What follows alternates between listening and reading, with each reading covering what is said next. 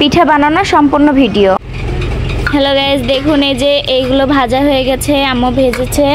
আর এই যে এখানে আমার হলো কামি হচ্ছে খাওয়া, বুঝলেন? এই দেখেন এখানে ছোট ছোট কি সুন্দর করে শেপ করেছে, দেখুন ওয়াও খুব সুন্দরভাবে। আর এই যে এখানে আমার নানি এই যে এইভাবে দিয়ে বানাচ্ছে, দেখুন কিভাবে বানাই।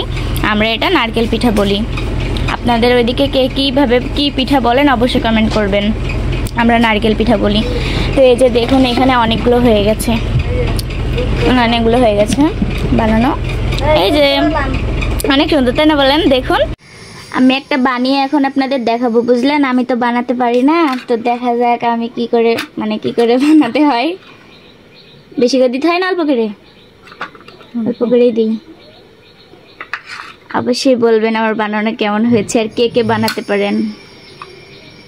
কোন নানি কি করে বানাচ্ছে এমন করে?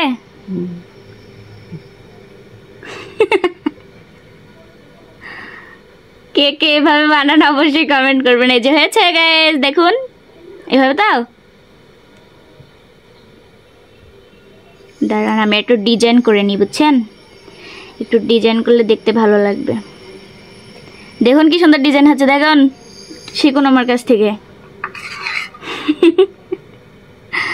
কে কে পারেন অবশ্যই বলবেন, আর আমারটা কেমন হয়েছে অবশ্যই বলবেন, অবশ্যই। কিন্তু এই যে আরে দেখেন আমার নানি বানাইছে, দেখেন কি সুন্দরভাবে। এই যে ভিডিওতে সেরকম বোঝা যাচ্ছে না, বাস্তবে কিন্তু হেভি সুন্দর। এই যে এইগুলো কুশলি পিঠা বলে আমার শ্বশুর বাসার ওই সাইডে, কিন্তু আমার বাবার বাসার তো চুয়াডাঙ্গার ভাষায় এটাকে নারিকেল পিঠা বলে, আর ওইটা তো রাজশাহী ভাষায় কুশলি পিঠা বলে।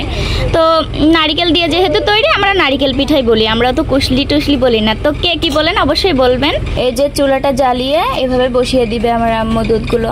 আর এখন দারচিনি, লবঙ্গ, এলাচ, তারপরে হচ্ছে তেজপাতা, এগুলো সব দিয়ে নাড়াচাড়া করে ফুটিয়ে নিবে। এই যে এর ভিতর পরিমাণ মতো স্বাদ মতো আপনারা চিনি দিয়ে নেবেন এইভাবে। এই যে এখন চিনি দিয়ে ভালোভাবে নাড়াচাড়া করতে হবে। দেখছেন আমি একটু নাড়াচাড়া করে দিয়েছেন।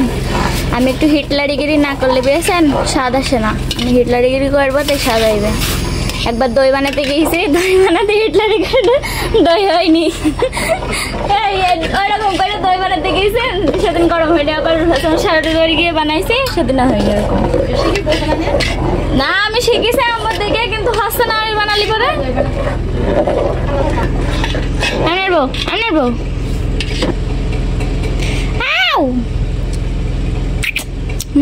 সেই মজা। এই যে দুধটা এখন উতলিয়ে এসেছে, দেখুন কিভাবে টকবক করে ফুটছে। আর এইভাবে ছেড়ে দিতে হবে।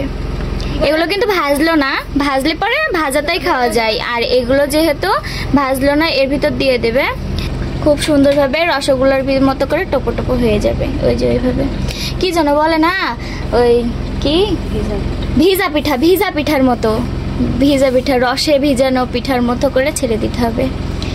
তো এই যে এইভাবে সব ছেড়ে দেবে, তারপর হতে থাকবে। আর এই রসগুলো সব পিঠায় টেনে নেবে। এই যে সব ঢালা হয়ে গেছে, এবার ভালোভাবে নাড়াচাড়া করে দিতে হবে।